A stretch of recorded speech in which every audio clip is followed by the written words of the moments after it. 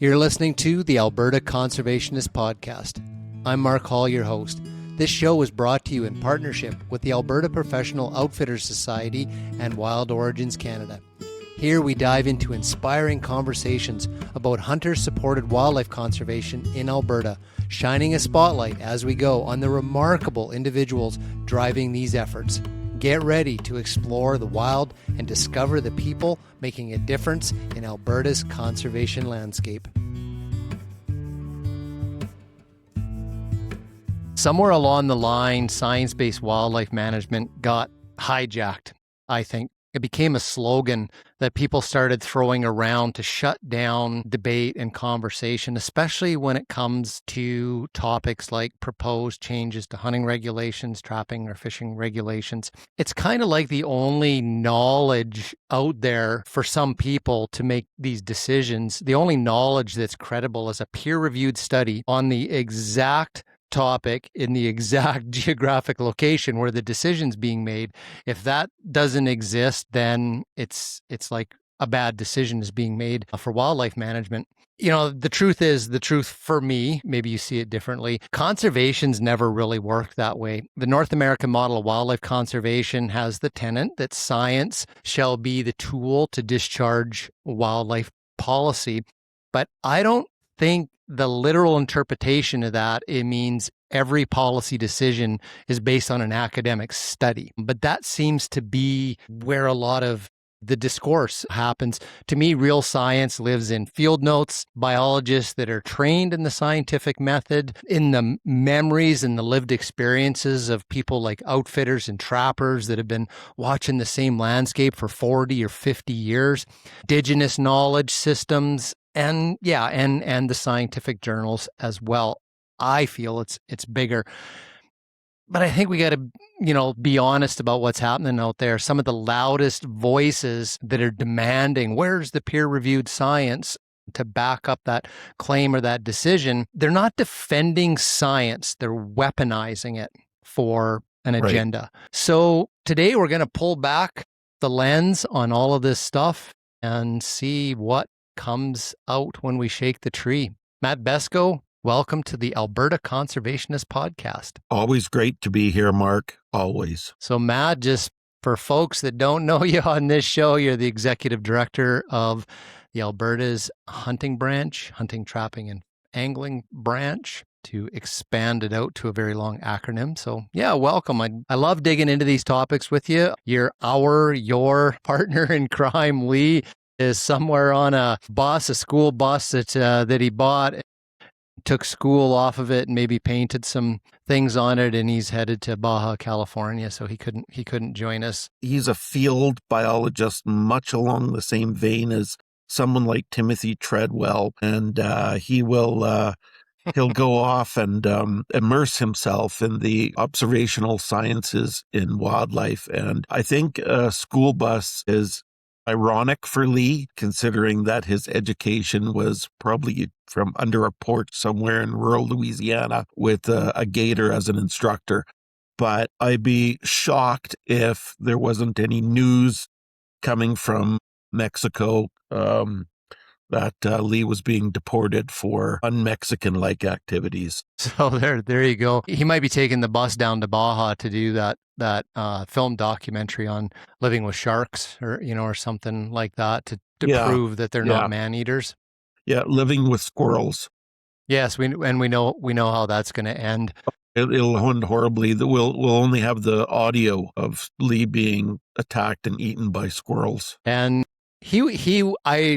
I miss him, because he would have weighed in on this very well, because he was, an academic for his career, published, a lot of science. But, I think he would. I kind of think I know what Lee would add into this. But you're here. You're not in Baja. You're in Reno. So Matt, what are your thoughts, your opening thoughts on this topic of? And I think what this is educating people what science-based wildlife management is. Absolutely. First, to discuss peer-reviewed academic work and the journal articles. I think those are critically important because they're foundational in the wildlife science field. And it's very, very good to have solid academics to act as baseline information by which you can draw from. And it's great to have that kind of information, but as we know, science itself is not a decision-making element. It is there as a tool, and there are many tools that enable wildlife scientists and managers in order to make decisions on the landscape. And if we were to rely solely on peer-reviewed academic literature, then we would simply grind to a standstill. And, there's elements that will draw you to different conclusions regarding truth and fact. One is peer-reviewed academic science. The other is deductive reasoning and a flow of logic. And you will use observational data in all of those. And if we're making decisions out on the landscape, we factor in 3 variables. We factor in economic, ecological, and social factors. You have to stop and rely purely on what is available through peer-reviewed academics. We wouldn't be able to manage wildlife at all. In fact, the risk would be is we'd lose species, we would lose habitat, we would lose opportunities.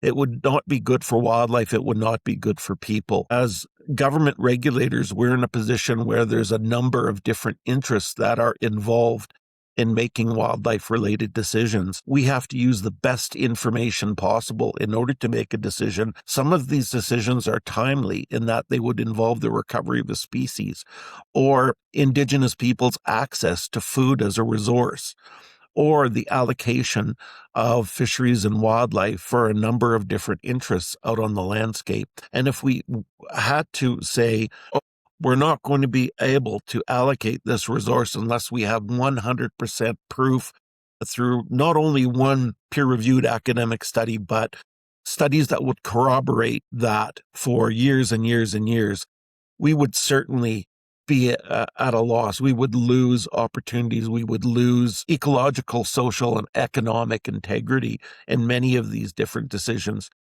We're an organization like many others that were built on developing a decision-making model based on an evaluation of risk, real risk, potential risk. These are all factors in it. We make decisions every day as human beings and people. We may not know exactly what is going to turn out, but we have to make a decision because we have to get to the office. We don't know whether or not the weather is just going to crap on us 6 months from now. If we're farmers, does that mean that, we're not going to plant canola today because there's going to be a drought or something else? Or, coming closer to home as a wildlife professional, do I allocate a number of deer to be hunted in a given fall, not knowing whether or not we are in an El Nino year or whether or not we're going to get such an intense snow loading and temperature drop such that we're going to have the added effect of winter mortality? We don't know that. So we're in the business of wildlife decision making. A lot of that is based on an evaluation of risk. We try to be as conservative as possible in order to negate the probability of a catastrophic effect. But at the same time, the world's going to turn with or without us. And we either make a decision or basically we're locked at a standstill and then no one's happy. Yeah. Yeah, no, those are good points. And I like kind of like relating this, to your life, like all, the decisions you do, everything you do is, you've got this knowledge base, some information, past experiences, some risk tolerance, maybe a bit of, outside advice, a couple other observations. You make a phone call, like, hey, Grandpa, I remember in 62 when the winter was like this, what happened, that summer? Should I wait? Should I, to do the crop or something? It's kind of these, what's the saying, in management, the multiple lines of evidence. I kind of like the idea of myself, actually, even though the hunting community itself has latched on to this firmly anchored pillar that they're hanging on to. Everything needs to be science-based management, not emotion. I tend to think a little bit more of evidence-based or evidence-informed, because evidence can come from things like an Indigenous knowledge system, outfitters sitting down with a map saying 50 years of being in this area, this is exactly the corridor that the sheep like to move through, or, those sorts of things. To me, That's evidence. And that is part of science. Like those are the bits and pieces that we formulate risk and hypotheses around. Absolutely. And without those pieces of information, we would never be able to formulate a prediction of outcome. So when we're in the decision-making world with respect to wildlife management, we often manage towards an objective. So what do we want on the landscape? Do we want an abundance of species X? Do we want a recovery for species Y because the population is low? Or do we want to lower a population because of things like vehicle strikes or the probability of disease transmission that's density dependent? So there's a number of different objectives that we would have by species, by unit area. And that is also foundational to what decision making is going to be. So what is actual decision making? If I could take us through a little bit of a scenario, that would really help. Is that okay? 100%. 100%. Do it.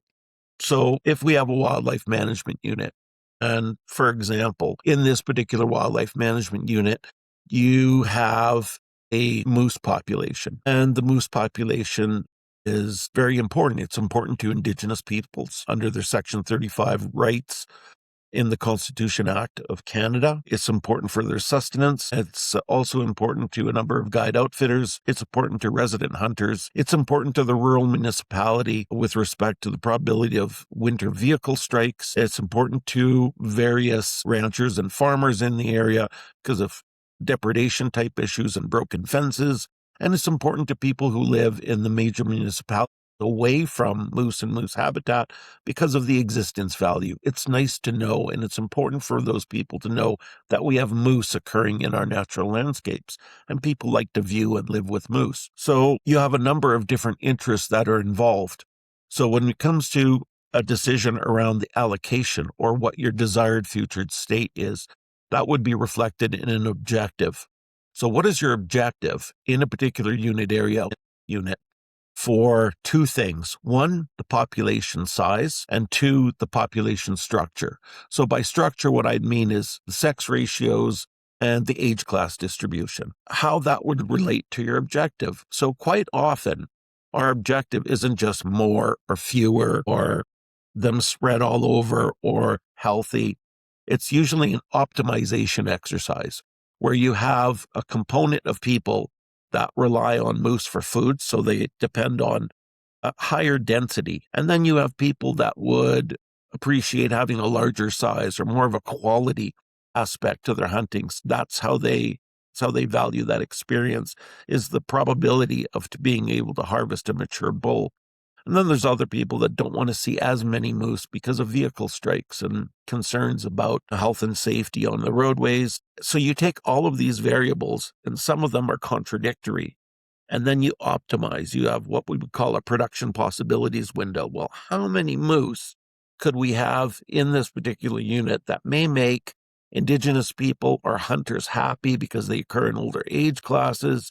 At the same time, not so many that would pose a risk to things like vehicle safety. So that's an optimization exercise. And what sort of knowledge would inform that? Well, we look at the statistics from vehicle strikes and their locations and frequency. We would look at nodes by which you have a higher probability of a vehicle strike occurring. You would consult with the local Indigenous community, and they would say, well, not only do we hunt moose for ourselves and our personal use, we also feed other families in our community. And you gauge how many moose are required. You would also talk to industry about various industrial activities that are caused on the landscape, because quite frequently that will affect moose habitat and it will affect forage production. So for instance, 20 years after a particular cut block, if a certain type of scarification and regrowth is occurring and you don't use a lot of herbicides, you'll get rich forage for moose. Habitat may actually improve 15 to 20 years following that.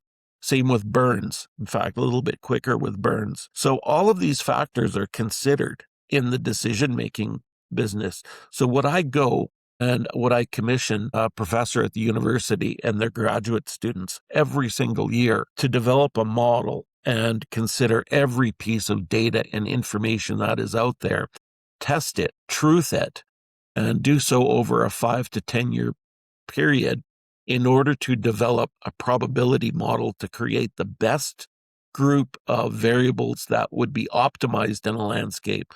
Well, by that time, the system could completely change.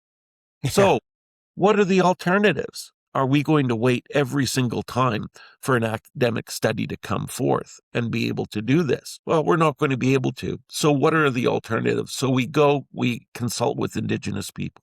We consult with Alberta Transportation and look at the nodes of transportation risk. We consult with the hunters and the outfitters in terms of what their interests are with respect to that population. We consult with the wildlife disease expert in order to be able to assess what stage we are in terms of a tick cycle and looking at health. We also consult with industry to find out where they're going to be affecting the landscape and in what intensity over what sort of time period. And from that, we're able to sort of piece together a model. Every decision and every consideration we make, we could call it any sort of a model. And out of that, we have options, and we will grade those options according to what the probability of risk is. And quite often, we need, depending on what the consequences of that risk are, if the consequences are severe, then we tend to be a little bit more conservative in the types of decisions that we make. But if the consequences are not low, then we can afford to be a little bit riskier. If the consequences are minor, and they're not that pervasive, then we could afford to be a little bit more riskier. But in all of those examples, do we need a 5 or a 10-year study looking at all those different variables in order to tell us exactly how things may play out, 9 years out of 10 or 19 years out of 20, in order to get definitive outcomes within a given confidence interval in order to make a decision? We can't.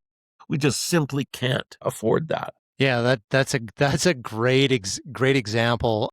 And some things that were kind of going through my mind related to this topic is I assume that part of that exercise, the team that's working on this is going to go into the academic literature and say, who studied this type of scenario? And they come back and say, we found a small piece here. So there's this study that was done in Newfoundland, in Finland, and one in Alaska about various hunting harvest levels and vehicle strikes. So we can kind of see what's been happening elsewhere in the world, what they've tried, and then we can go, okay, how relevant is that to our situation here? What can we borrow from it? What's just totally, well, that's just has nothing to do with us. Then another study might be, this social science study that was looking at ranchers' attitudes towards moose, like different pieces like that. Like they're not the overarching scientific study that covers this entire scope of what you're talking about,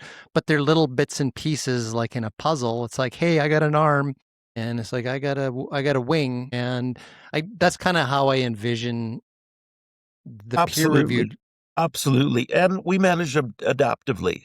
And we manage conservatively. Okay, that's the next thing. So, maybe just walk folks through this idea of adaptive management. So basically, if we don't know all of the information, we don't know what the outcomes of a particular decision we make, then we'll make a decision. We'll base it on what we would call an ecological titration.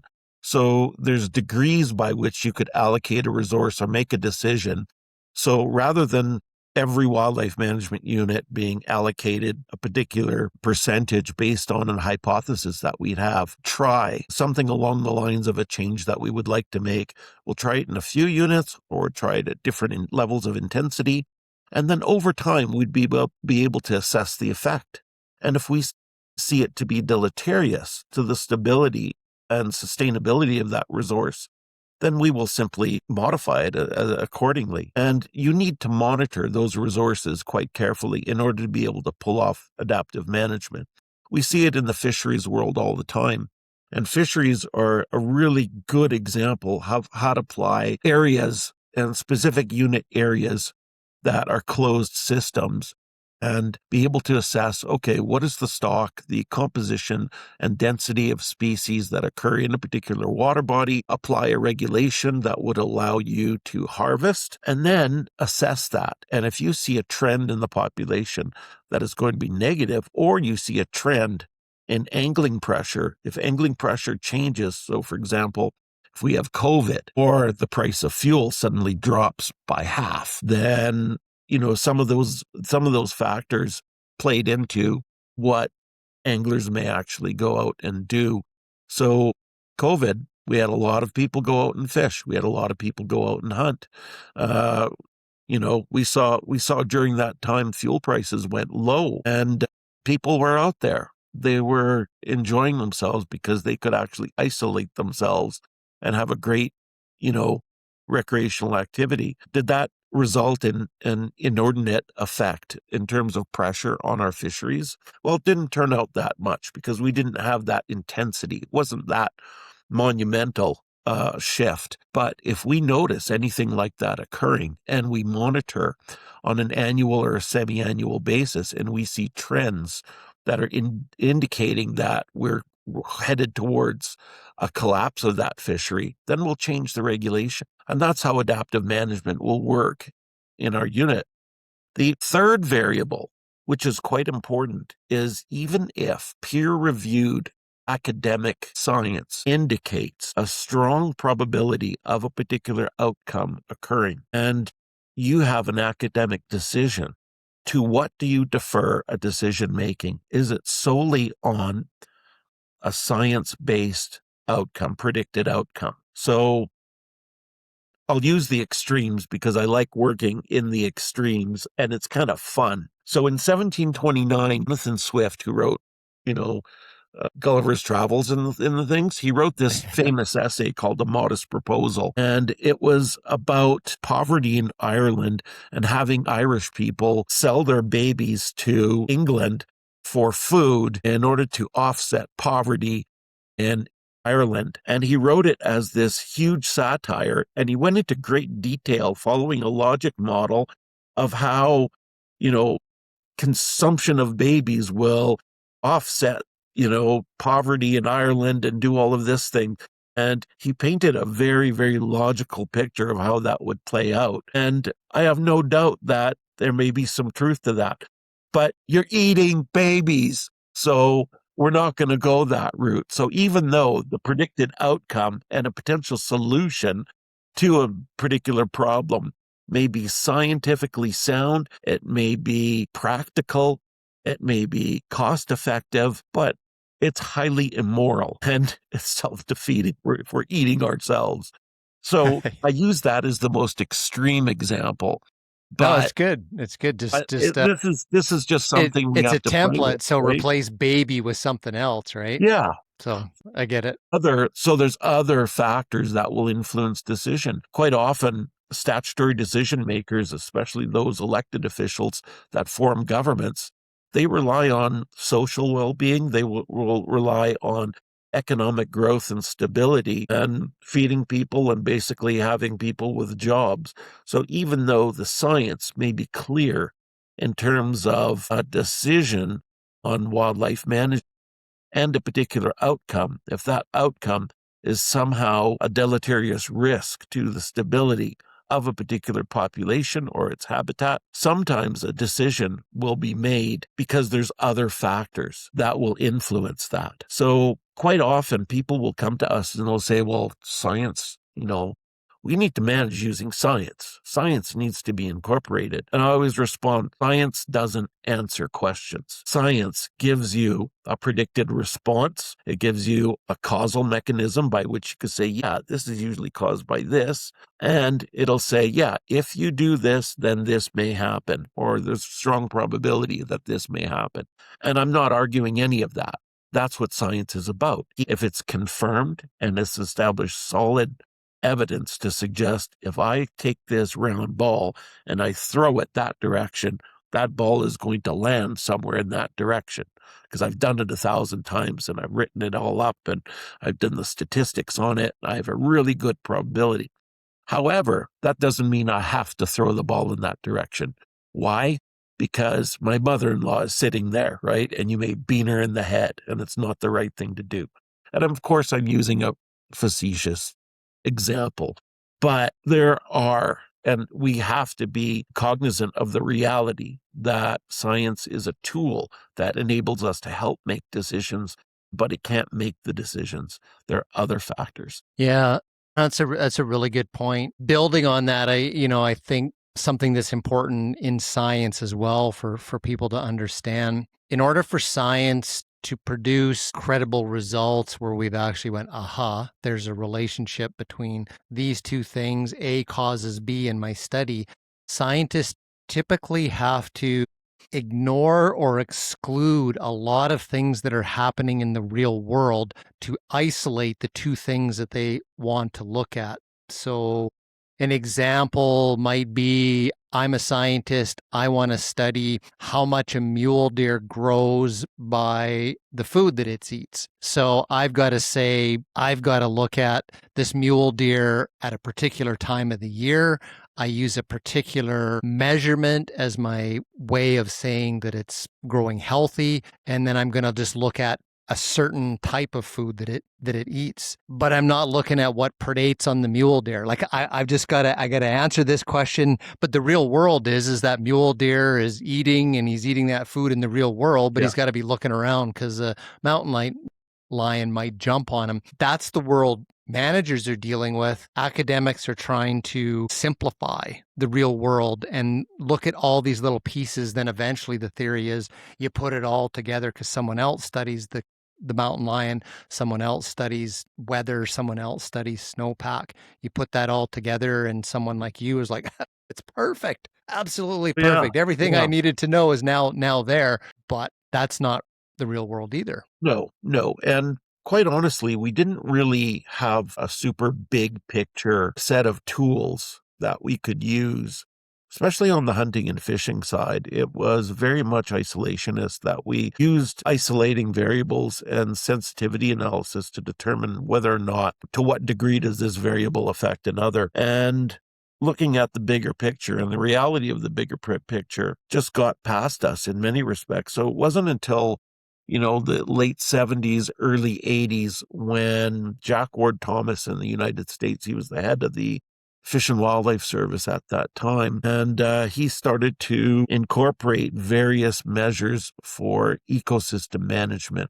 So he tied and developed guilds of wildlife that would tend to occur in one particular habitat type versus another, and applied scale appropriate land management practices in order to account for an assemblage of species that would occur in any particular unit area. So he would go the way of a landscape, and hence landscape management and landscape scale dynamics came into play. And now we're seeing that apply throughout different planning elements such as caribou management. These are landscape level decisions. And when you increase the complexity of a particular system, and you're dealing with caribou, and you're dealing with wolves, and you're dealing with moose and alternate prey and industrial development on the landscape and the effect on water and watersheds and people's livelihoods and fire risk and, soil stability and water quality and flows and, everything else that's in the mix. The more complex a system you have, the less predictable it will be, because each of those variables, depending on what the importance is into that complex web of systems, let's say it's relatively minor, let's say it's a lot. And if it's affected by a lot of stochastic events like fire frequency or weather or anything like that, you have a system that's beyond a reasonable probability of assessing what the outcome would be. And that's why people will jump on models all the time. This is just a black box. It's full of all sorts of complexities. It's never going to tell you what the answer is. Well, it's very difficult when you have really complex systems.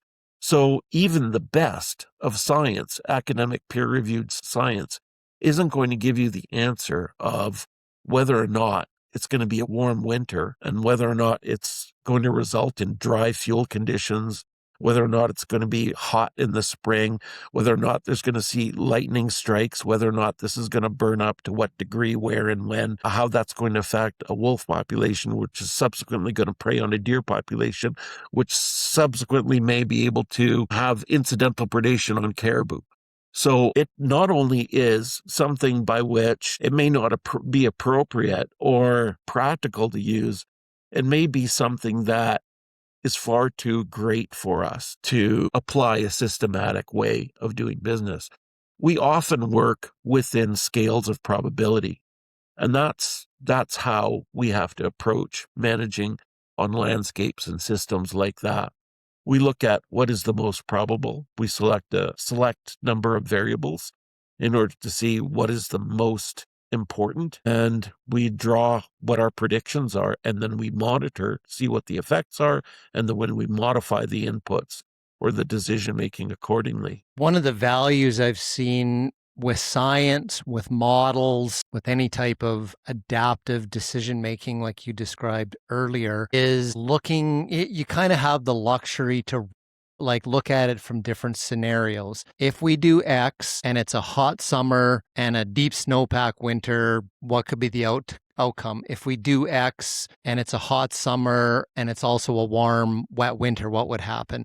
You can kind of use the evidence and sort of you get to kind of play these modeling games a little bit to create, some boundaries, some what ifs, some parameters, some goalposts around, some of these decisions without actually having to always test and tinker with it in the real world. You can kind of run some scenarios to whatever level of accuracy they are. But do you get involved in that type of, give me the options? What's the high, medium, low? Absolutely. And that's how we will largely make decisions in natural resource management, is we don't know the answers. We cannot rely solely on science to give us long-term peer-reviewed studies and concrete results and a high probability of confidence in order to make all decisions out there. It just won't happen. So we rely on those goalposts. We rely on what is most probable. We rely on what the effects of a particular or the consequences of decisions are in terms of effects. And then we develop models of risk. And if we make a decision and we say to ourselves, well, based on other decisions like this, it is realistic, it's within the sphere of possibility and probability that we will extirpate this species. Well, if that's the case, then we will be very conservative in what our decision making is. However, if it involves allocating a particular resource and doing so, and the probability of extirpation is low, or the probability of collapsing a particular lake is low, because we've seen this in the past generally, then we can afford to be a little bit more risk tolerant and then see what those things play out as. But if we're just not going to accept any risk whatsoever until a long-term academic peer-reviewed paper in front of us to describe exactly what the outcomes would be as a result of various decisions, then we will be stalled. We won't do anything on the landscape. And the world is going to turn one way or another. Decisions will get made for you.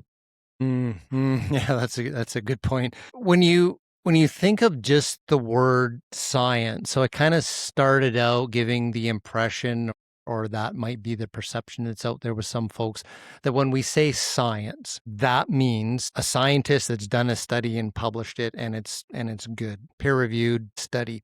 To you, Matt Besko, what does science in itself embody?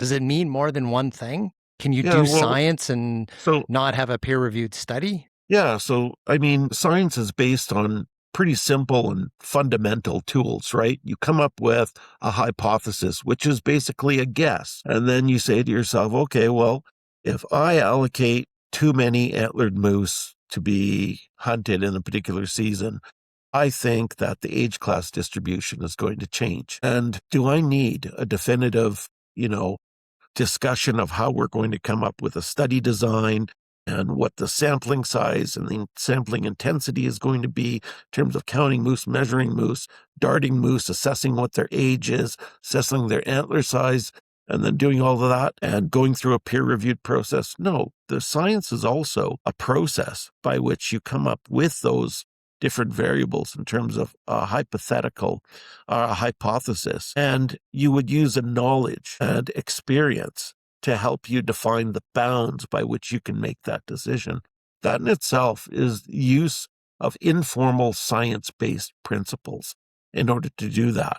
So knowledge, experience, repeated observations of a particular phenomenon or occurrence, those are all really, really important. If I see in a particular area 4 deer, 2 of which are mature antlered deer, another is a doe, and then there's a fawn in there as well. It's the same observation that someone in a helicopter may make when seeing those 4 deer in a study. So the observation is the same. However, a guy that's occurring out there, a hunter or a farmer, he's seeing these deer all the time. So in his mind, he's collecting data and information, and he's drawing conclusions and relationships between that. And he'll say, you know what?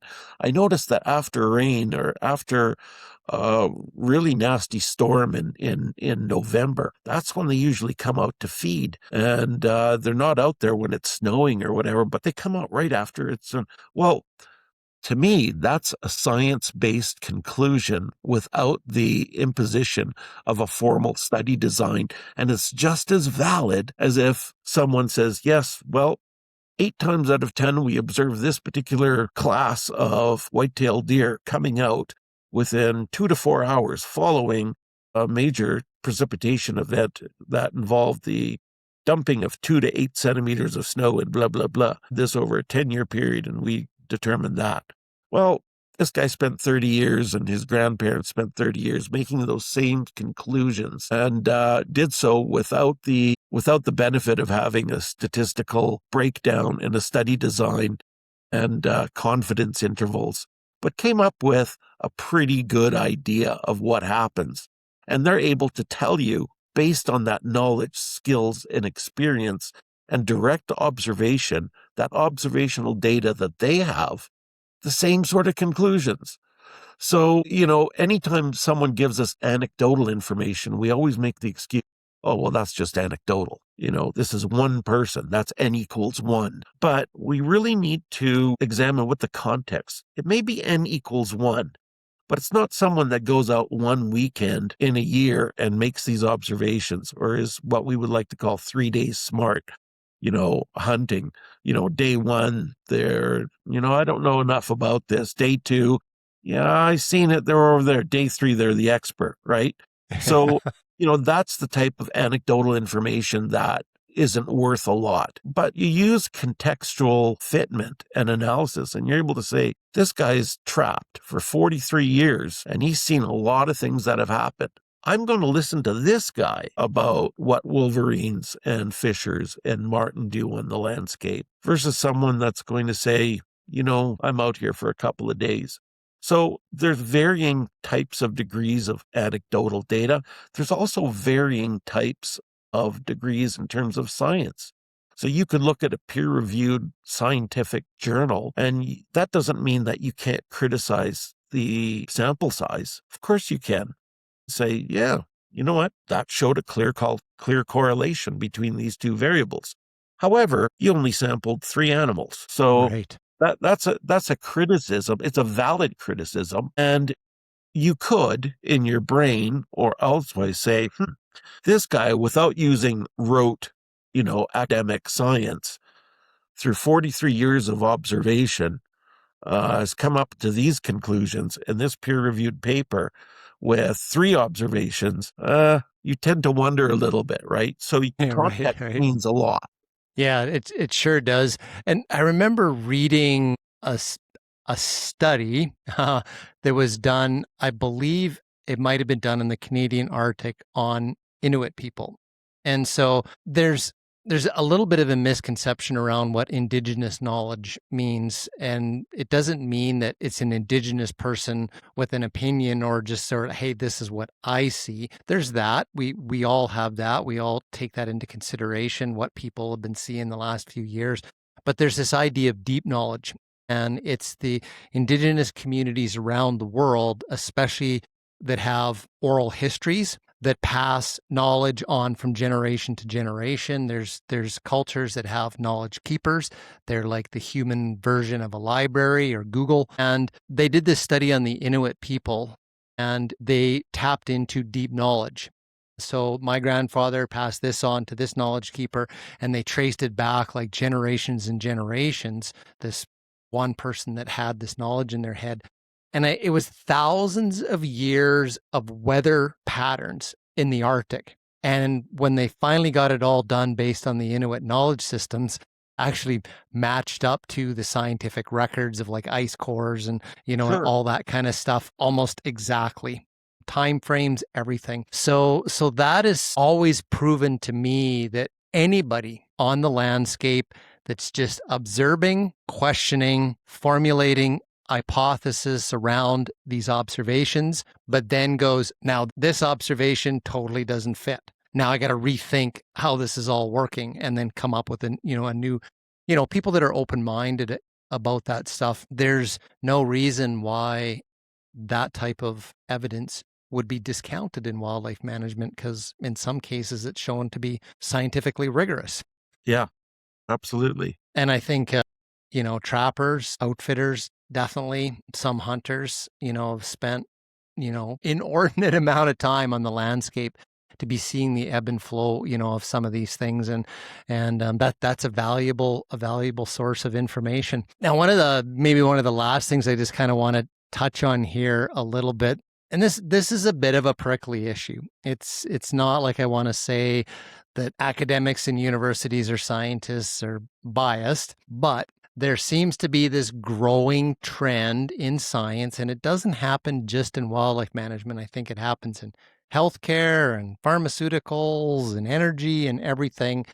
You have people that have particular views on the right ways to manage things and the wrong ways to manage things. So they pursue a line of reasoning and questioning in science to produce papers that supports a certain way of looking at things. And then, when a decision comes out and says, hey, we're going to increase the catch on fish in this lake from 1 a day to 3 a day, they're like, bang, well, we've done a study that showed, if you increase more than 10%, it causes a collapse of the fisheries and the fish goes extinct. It seems like there's an engine developing out there to create science and have it in the wings in order to refute claims, especially in hunting and trapping, that are controversial in some places. There seems to be folks that are just building up this little library, and then they're going, aha, gotcha, because there's this paper or that paper that says what you're doing is not going to work. How does stuff like that factor into the fact that you've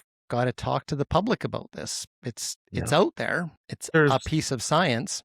Yeah, this is as old as science is, right? So if you espouse to a particular belief system, and that belief system is consistent with a particular ideology that you may have, then quite often you may be susceptible to a confirmation bias. So if you absolutely hate the taste of broccoli and always have since you're a child, hated the taste of broccoli or the association of broccoli to some horrible experience in your past. Let's say you were eating broccoli and a brick fell on your pet cat and killed it. You forever associate the death of your pet cat with eating broccoli, and you have this anti-broccoli sentiment. If you're going to be involved, and, as a human being that is subject to all sorts of temptations and emotional principles, a pure scientist would discount that and would say, I hate broccoli and I hate it for a number of reasons, but I am not going to make a conclusion about the benefits of eating broccoli that is always bad unless the science actually shows us. And that's the whole point of science, right? Is you develop a hypothesis, you test the hypothesis, and what the data tells you within a given statistical measure of confidence, that's what you actually go after. But we are often, and you're right, we are seeing more and more this confirmation bias is occurring. Ideologically, someone may not align with something like hunting, and they will go out and they will conflate observational data with ethics, for example, and will say, well, we don't believe that you should be hunting red squirrels because not only are we seeing negative trends that are occurring in these 4 locations, but we're also seeing that, because we don't see people eating squirrels, that has to be for trophy. And that is an ethical construct that we can accept. So the conflation occurs between an ecological observation based on density or distribution, and all of a sudden jumps to an ethical consideration. So who are you as a scientist to say whether or not it's right to kill and eat a squirrel versus a scientist that is willing to say, well, what is the density and distribution of squirrels following a hunting season where 20 squirrel licenses are sold and you get 10 of those guys that hunt 3 out of 5 days a week? Totally different questions. Yet we are continually seeing papers that are being released that are saying, well, it's not right to kill this because the population is in decline, because it's still in recovery, or, we just getting out of recovery phase. This mortality that would occur as a result of hunting is additive, not compensatory, and we really have to consider the ethical questions. It's not accepted by most people. Therefore, we shouldn't entertain a squirrel hunt. So that to me is, hold on, you just pulled the wool over my eyes and you started to discuss and conflate issues between the effects of a particular activity on squirrel density distribution and hunting pressure with, is it right whether or not a human being should actually go and shoot a squirrel? And I see that all the time, particularly in the popular literature. And I'm sure that occurs in the science as well. But I frequently see this. And just recently, I think there's a paper on grizzly bear hunting that I think conflated the ethical argument with ecological things. And those are definitely based on confirmation bias because they didn't look at the full gamut of information that is available on that particular issue. They chose and selected particular facts that they would find in various papers, and then they just built a number of assumptions upon those. So if you take an assumption, or you take one piece of evidence, and then you build an assumption on that piece of evidence, and you build an assumption on top of the assumption, then you get a scaffolding of assumptions. And as you scaffold assumptions, the probability of error increases geometrically. And that is poor science. It's poor science. So we should absolutely avoid that. I think the various journals that different scientists publish in, I think they should be absolutely rigorous when it comes to specific points of interest that are being made based on an ideology. Make sure that your ideological biases aren't included in the science itself, that the science, one way or another, is something that's based on observational data, and the data is sufficient sample size in order to create a discussion and a particular conclusion to say one way or another what happens in a particular system. But I don't see that occurring as often anymore. Yeah, I think it's good to make folks aware too that, when somebody says, hey, these scientists published this paper in, the Journal of Wildlife Ecology and it's published science, it's legit, and they found X in their study. There are scientific journals out there that are known as predatory journals. They originate as a money-making machine in certain countries of the world that don't really care about regulating that type of stuff. All a scientist has to do is pay whatever the dollars to the journal, and somebody looks at it and go, yep, looks good, and they publish it. So they essentially get their paper in print, and it's not a legitimate journal. It's kind of a scam system. But then folks get to go out and take a particular paper and voice their opposition to a wildlife management decision because this paper was published. It's science, and you're ignoring it. And sometimes it's like, yes, we're ignoring it. We're ignoring it for a good reason, because it's not credible. There's good journals, and then there's poor journals, and you see it in wildlife management and wildlife science, but you see it really predominantly in the health industry. So if someone is going to cite something, you tend to go to the institutional journals that have had the reputation as being long-standing, affiliated with really good universities, and who have a very strict criteria in terms of what constitutes a valid paper. So if you see something in, an online journal that says, if I eat grapefruit, I'm going to grow big muscles. And it comes up with all sorts of different, data that may not even be truthful or whatever, versus something that you see in Lancet or, the New England Journal of Medicine. Publications that had a long and, great reputation, great history, a lot of respect by good scientists. It's very important to do that. A lot of people don't know what are the really cool, valid journals that are out there. What is out there. I mean, the Wildlife Society is one of the oldest, most respected societies out there. The Wildlife Society, both in the Journal of Wildlife Management, very, very good, respected journals, right? Canadian Journal of Zoology, really, really good. Canadian Journal of Fisheries Management, really well respected. These are Canadian too, except for the Journal of Wildlife Management.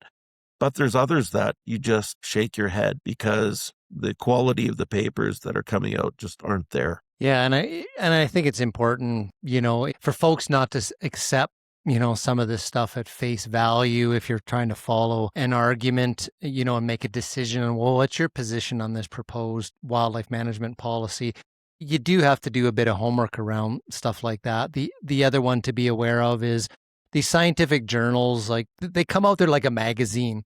So at the beginning, there's like the editor's note, and there's the different, what's going on, bulletins and stuff. Then you get into the back part of it where there's the hardcore multi-year scientific papers that have been scrutinized by a team of scientists, and it's taken 2 years to get it published because it's gone back and forth between the reviewers and the scientists. In between that, there's usually a bit of a section for, it's almost like the opinion editorials that you see in newspapers. It's a scientist that gets to say, here's a few facts, and I put those together, and this is kind of what I think is going on. Somebody looks over it, and basically it's like, are you presenting a proper argument? Are you explicit about your assumptions?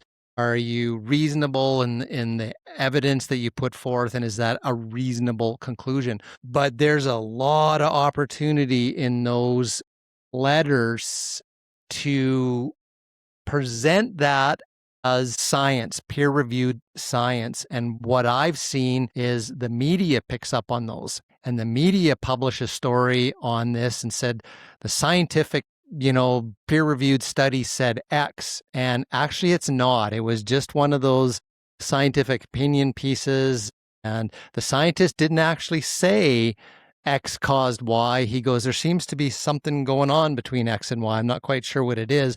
The media will come out and go, peer-reviewed science says, hunting cougars causes wildlife conflict. Yeah. And it's like the paper didn't actually say that, that's a real example. So if you're really serious about formulating an opinion or educating yourself or informing yourself around these, sometimes it takes a little bit of extra homework. Go past the newspaper headlines, find the actual study and take a look at it and ask yourself, is that what the paper actually said? Is it a peer-reviewed study or is it an opinion article?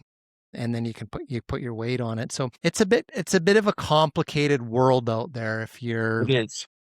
wanting is. to be an informed citizen. And quite often, for you to be able to sift through information, to be able to critically evaluate what is a newspaper opinion piece saying versus a peer-reviewed study that is published in a reputable journal. In order to do that, I think you need some context. And quite often, you're able to develop the skills in terms of discerning some of the nuanced differences between those two types of information by developing skills in critical thinking, by understanding what science and repeated observational data will tell you and what correlation is versus causal event. I don't disparage people that don't have that particular education, but I find it to be very, very troublesome, and that people would be able to read an op-ed piece in a newspaper or see a snippet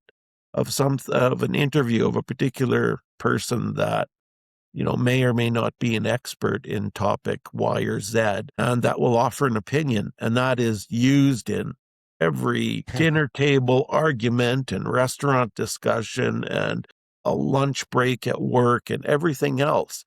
Well, did you hear that guy yesterday on TV? They interviewed him. He worked for 3 years as a chicken butcher, and he says that you can remove the head of a chicken and that chicken will be able to do differential calculus for 3 hours following its hit, and you need to be able to discern things that are obviously, incredulous versus things that are subtly incredulous.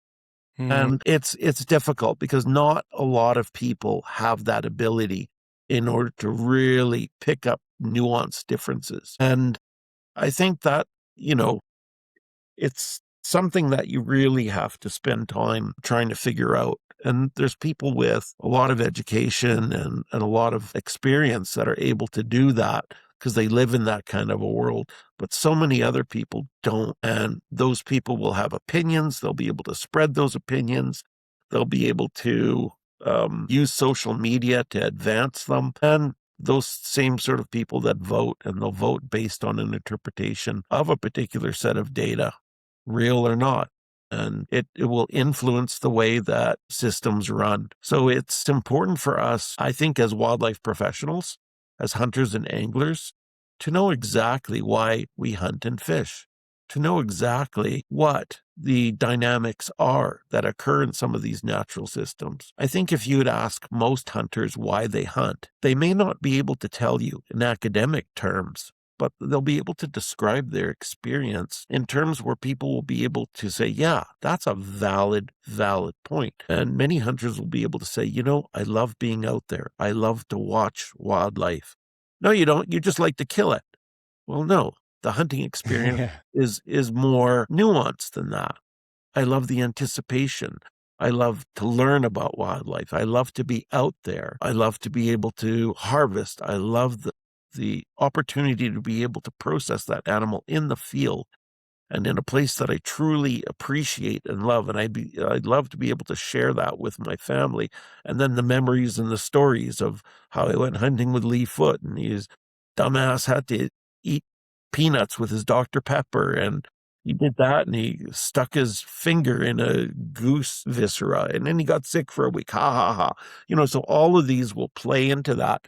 And most people may not be able to say this is a complex experiential based activity that is critical to our, primeval existence as a human being and as a species that relies heavily on our environment for our own health. They may not be able to describe it in that way, but they'll be able to say, wow, I felt like this and this and this.